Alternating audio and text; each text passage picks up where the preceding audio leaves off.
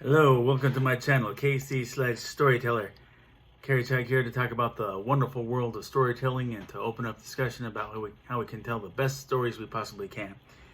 But it's worth mentioning, Sledge number 2 is making progress. My artist John Rawson has shown me what he's drawn thus far, and so far so good. Last week's video was about superhero costumes. Interestingly enough, while thinking about what I want this week's topic to be, my 9-year-old daughter made a suggestion and I decided that she had the right idea. And so today we will talk about secret identities. Should you or shouldn't you?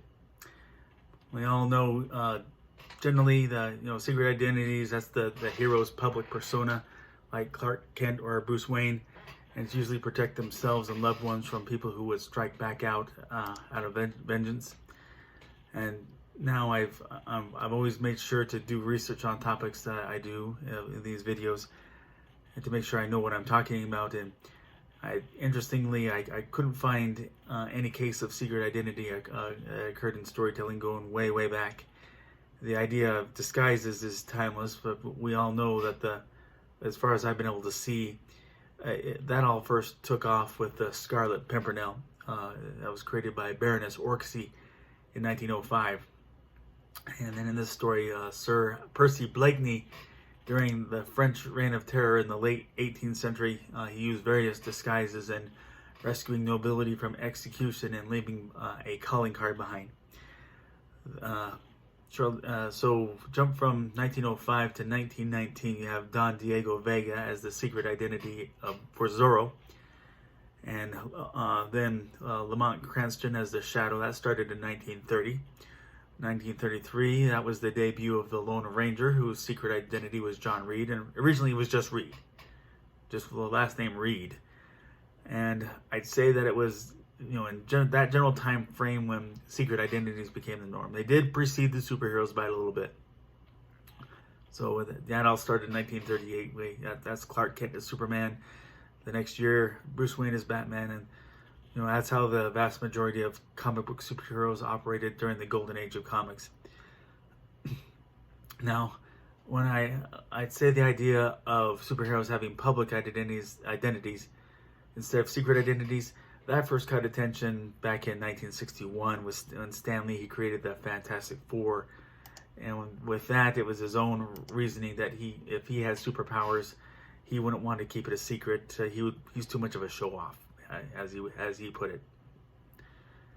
And but the Fantastic Four and their public personas essentially operated as a superhero business. And I confess that I've never read deeply enough into the Fantastic Four to know if they collected fees off of those who saved, or if they were subsidized by the government, by New York City.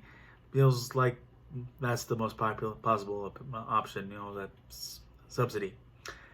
But lately, the idea of superheroes having those secret identities, that has grown quite a bit, and mainly in Marvel. Most of them have public identities, and as far as I understand, Spider-Man, they had him go public, but they retracted that, as they did with Daredevil. But back to Spider-Man,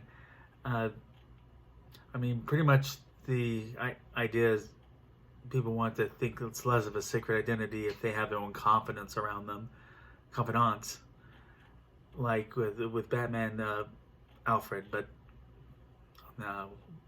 speaking of DC characters, right now they're having Superman with a public identity, giving that a whirl. But still, all heroes with secret identities have several confidants who know, that they trust. But where do I stand on the subject? It's whatever works with a given character. When that's in the very least, when they're created under that premise, generally the creators will make that work. And when I look at Iron Man, Tony Stark's enemies are the terrorist type, the kind who would be just as motivated to attack a world leader or a military leader as would they. So they would handle the same way those specific leaders would. It is different with Bruce Wayne as opposed to Tony Stark, who, as Batman, he fights crime on the street level, which would mean his enemies much closer to him, and they'd be more able to gang up on him at home or at Wayne Enterprises' storm there. and his identity.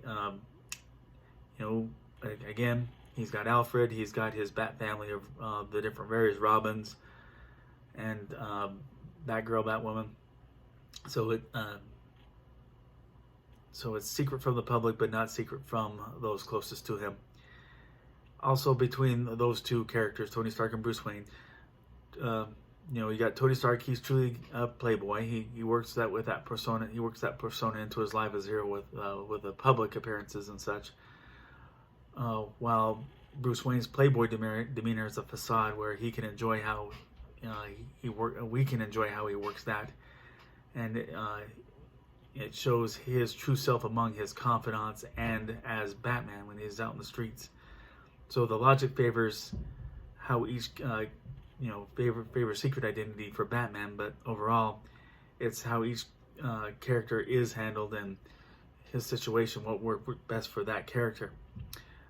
With Sledge, I see him and his true identity at Carl Eisenberg as an opportunity to make something of what both sides do to his personality. And you know, they do that with Clark Kent and Superman. Clark Kent, he's the bumbler, you know, he's the wimp, guy who, you know, homebred Boy Scout, whereas Superman, he's a different kind of Boy Scout, but he's principled and he exudes much more confidence in that persona than he does as Clark Kent. But in the case of Carl Eisenberg, you know, as Carl, he's the private type, yet he's comfortable in letting loose with those closest to him.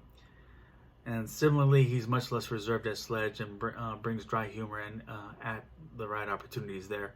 And you'll see that in future issues. Right now, he's still getting the feel of things and will come to feel less reason to feel awkward with his identity concealed when exchanging words with the bad guys. So at least at this point in the very early stages, he's got one confidant, the cop Tony Bridges, who knows his secret. And, you know, that will develop over time. But that's my insight into superhero secret identities. Thanks for watching. And if you like this video, please click like. If you like this channel, please click subscribe. And share this channel with a friend.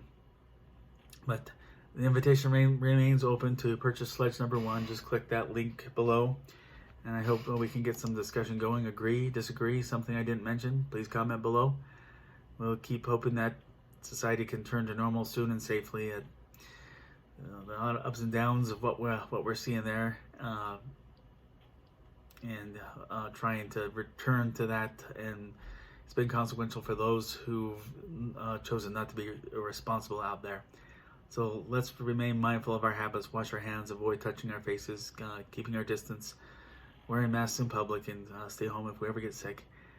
And amid a time of turmoil over our differences, let's look past that. Let's treat each other with respect, regardless of ethnicity, economic status, sexual orientation, all those. Let's see each other as a human being. But hope you enjoyed this video, and everybody have a great day. Bye-bye.